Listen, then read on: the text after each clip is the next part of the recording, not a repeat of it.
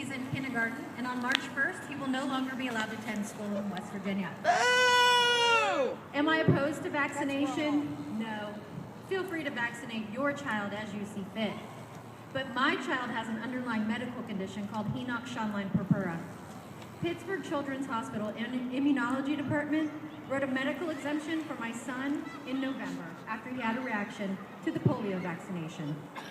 A vaccination he was required to receive in order to be in school. This condition can be triggered by vaccinations. Common sense would tell you that I would simply submit the letter from the specialist to my local health department, and my son continues to go to school. Well, last week I was informed that the part-time health officer for my county denied my son's medical exemption. A doctor who has never examined my child, who has never reviewed his medical records, decided that he knew better than my son's lifelong pediatrician and 2 immunologists who did examine him. When I went to the health department for answers, what I was told was that if I wanted him to stay in school, the nurse would gladly give my son the immunization that day. I informed her that I was not risking my son's kidney damage on the opinion of a doctor who has no knowledge of my son as a person or as a patient. They acted like they were doing me a favor by allowing my son to remain in school until February 29th, during which time I could have him vaccinated or possibly have an answer to the appeal I filed with the state. That's right, if the commissioner hasn't made a decision by February 29th, he can't go to school March 1st. When I spoke with the immunologist who wrote the exemption, he was stunned. He immediately asked me who would be taking responsibility for any damage my son developed after getting a vaccine that he is advised against getting. The answer is nobody will take responsibility. Not the health department, not the health officer, not the nurse who offered to vaccinate him, and not the CDC whom they claim to have consulted with. Which is why I am taking responsibility in making the medical decisions for my child. Not only does the state believe we are too uninformed to make decisions for our own children, they don't heed the medical advice of specialists and doctors who see our children on a regular basis. The current code is archaic.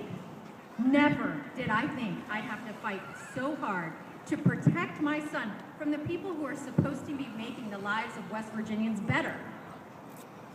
Some people mistakenly believe I could just put my son in a private school, not in West Virginia. Could I homeschool him? Yes, but why should I have to quit my job and strip him of his special education services because he has a medical condition which prohibits him from being further vaccinated? I'd like to add this fight is over one vaccination. He is in compliance with the rest.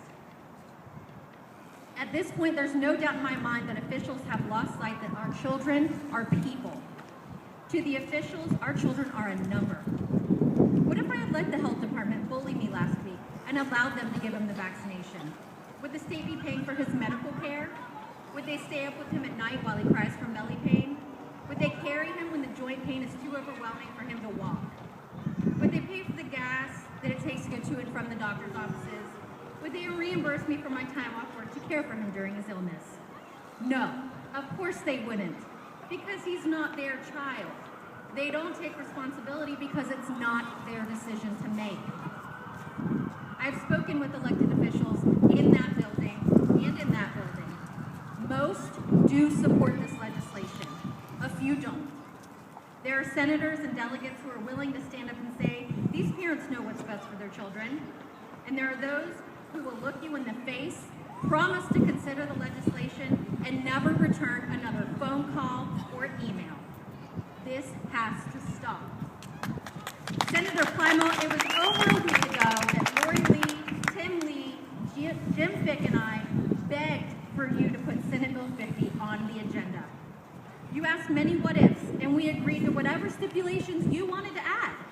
You agreed that there were problems with the code as it is. Senator Plymouth, you promised us a response in 5 to 7 days. Well, where is it? We won't take no for an answer. You work for us. Senator Parental, who is influencing you against putting this bill on the agenda? Because it's not the citizens of West Virginia. Whomever it is, you don't work for them. The people are not being heard. This bill was introduced on the first day of the legislative session, January 11th. It has been sitting in the Education Committee since that date. This is not a matter of a lack of time to get it on the agenda. This is an outright refusal by Senator Plymel to open the bill up for discussion, regardless of requests of citizens and fellow senators. Put Senate Bill 50 on the agenda and fix the code. In the meantime, I will continue to fight every single day for my son's education and for his health. Thank you.